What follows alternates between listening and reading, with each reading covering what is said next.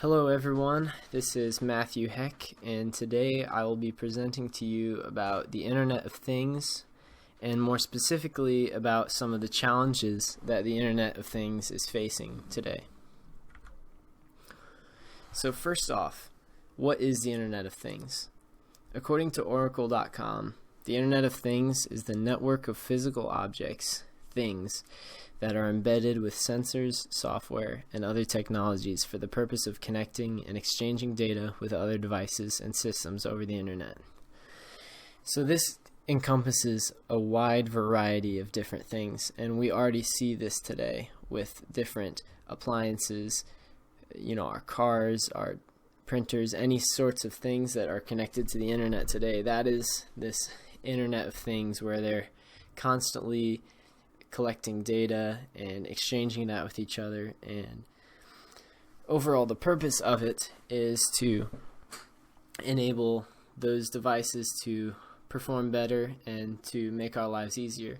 But this does not come without concerns as well, as we'll see later on in this presentation.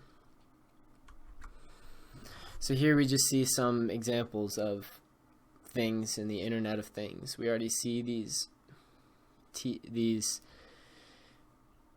fridges, toasters, blenders, washing machines, thermostats. All these different types of things now are connecting to the internet, and as I mentioned, this can make these items work better, but at the same time it also brings up some concerns.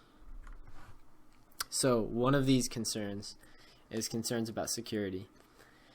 An example of that is in the 2013 to 2014 holiday season, 25% of the cyber attacks that occurred were through the smart appliances. So that's at a time when a lot of people are buying new appliances, a lot of new technology, and in that time there was a big increase in the amount of attacks on these smart appliances. And it just goes to show the importance of security with these things, because a lot of times, and especially early on in the development of these smart appliances, where they don't have the best security. It's just that when all of these things are connected to the internet, whether it's your fridge or your printer or anything like that, it just opens up another route to where you can be attacked from the internet. So each of these devices, no matter what it is, needs to have strong security. Below is an image of a fridge that was hacked, and a virus was put onto it. So it's just a real life example of what can go wrong if the security of a smart device isn't strong. In addition to security concerns, there's also privacy concerns with the Internet of Things. All of these devices are constantly collecting data, and that leads to an enormous amount of data that is being collected about all sorts of things, and many people see that as a breach of privacy and as something that they don't want.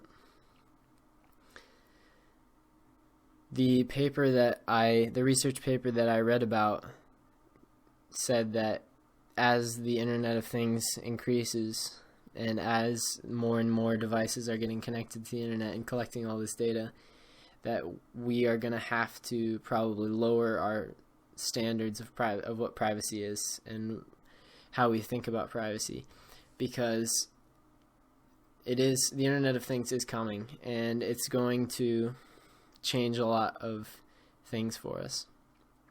We've already seen with things like Amazon's Alexa, where it's constantly listening and collecting all this data, where people have had issues with it, and maybe rightfully so, because there are a lot of things that could go wrong or could result in negative consequences if it's not dealt with correctly, the data. Could, like 1984, Big Brother watching you all the time through all these devices, it could go very wrong. The data that is being collected could be used maliciously, whether it's by the company of the smart device or whether it's being stolen by another company. There's many different ways that this data could be misused, and and why people should be worried about their privacy when it comes to all of these devices and collecting data. And there's many negative things that could result from that. Just think, as an example, if your devices sense that you're not home, someone could hack into that, figure out that you're not home, and rob your house or something like that. There's all sorts, that's just one example, but there's all sorts of different things that could result, and all sorts of bad things that could happen if this data is used maliciously, whether it's by the company that is owning these smart devices or by someone hacking in. There's all sorts of bad things that could happen from misuse of that data.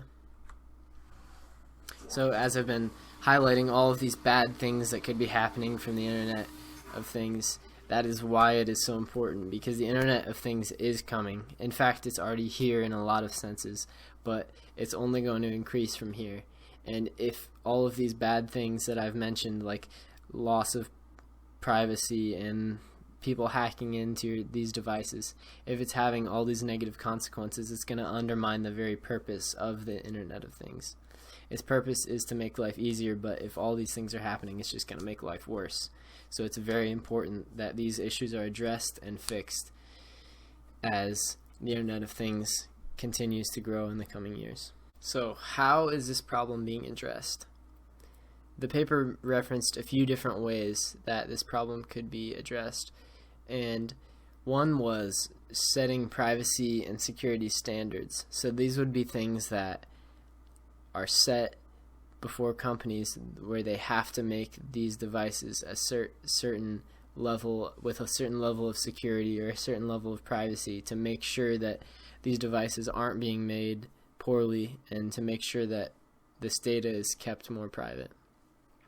And another way that this issue could be addressed is with more embedded privacy enhancement technology. So that would be things like data minimization, which makes sure that there's only the data that's actually necessary is being recorded and sent off, not the other things that aren't really needed. And also data encryption, which would make sure that the data is stored in a way that even if it was accessed, it wouldn't be easy to get the data from. And data anonymization, so to make sure that data isn't being stored with a particular person, it's linked to just data out there, so it won't be as dangerous if it were to be leaked. How does this relate to computer networking? Well, networking is basically the integral piece in the Internet of Things. The idea is that each device would be connected through the Internet, so the Internet plays an integral role of this whole Internet of Things, and it's going to be very important. Computer networking will be very important as the Internet of Things continues to grow and expand. How does this all relate to MISO? Well, the Internet of Things will affect everyone. No one is going to be exempt from that. As all of these devices get connected to the Internet, as I mentioned before, it's going to open up more security risks, and there will be devices like that within MISO, and they will have to be aware of these risks and be ready to be prepared against them.